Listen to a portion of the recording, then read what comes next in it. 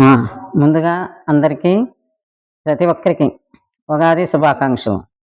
గతించిన వాటిని విడిచిపెట్టి కొత్త సంవత్సరంలోనికి ఎన్నో ఆశలతో, ఆశయాలతో, గొప్ప సంకల్పాలతో ప్రవేశిద్దాం. మానవుడు ఆశాజీవి.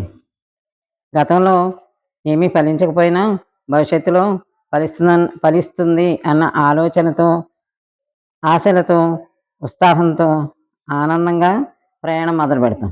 ఇన్ని సంవత్సరాలు మనం గడిచినయి, అన్నీ జరిగినాయా లేదా అని ఆలోచించం. మన కొత్తదనం, కొత్త సంవత్సరంలోకి వెళ్తున్నాం అనే ఆనందం, మళ్ళా మనం ప్రయాణం మొదలుపెడతాం. కష్ట సుఖాలు 2 తీపి పులుపులు లాంటివే. మరి ఉగాది పచ్చడి అంటే అంతే కదా అర్థం. తీపి, పులుపు, కష్టాలు, సుఖాలు ఇయన్నీ కలిసే ఉంటాయి. ఎన్ని ఎన్ని ఉగాదులు మనం దాటుకుంటా వచ్చామో, ఎన్ని ఎన్ని గెలిచాము, ఎన్ని ఉగాదుల్లో, ఎన్ని సంవత్సరాల్లో మనకు గెలుపులొచ్చినియి, ఎన్ని సార్లు ఓటములొచ్చినియి. అయినా సరే ఏంటి, మళ్ళా మన ప్రయాణం మొదలై.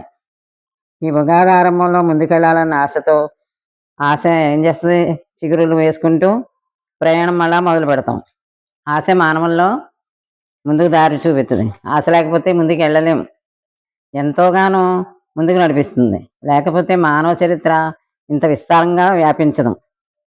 ప్రతి ఒక్కరూ ఆహ్, ప్రతి ఒక్కరూ ఏం చేయాలి, దానిపైన సా మనం ముందుకెళ్ళటానికి ఏం చేయాలి, కష్టపడాలి, పాటుపడాలి.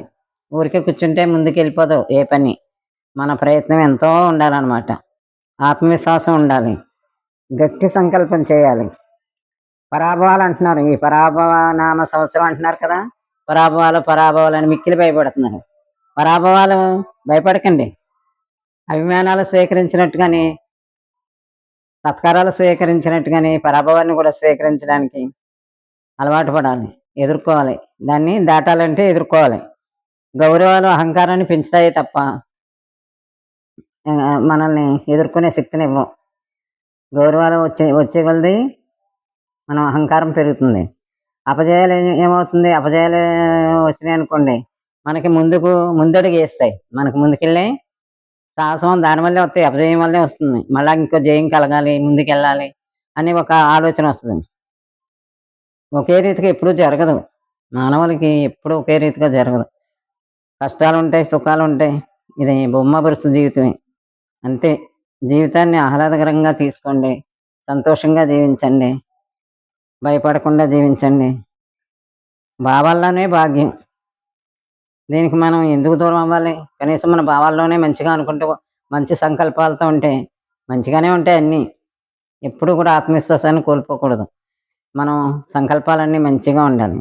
అంతా బావుంటుంది. లక్ష్యాలు చేరుకోవడానికి గట్టిగా కృషి చేయాలి. లక్ష్యాలు ఉండాలి. దానికి గట్టి కృషి ఉండాలి. అందరికీ నూతన సంవత్సర శుభాకాంక్షలు.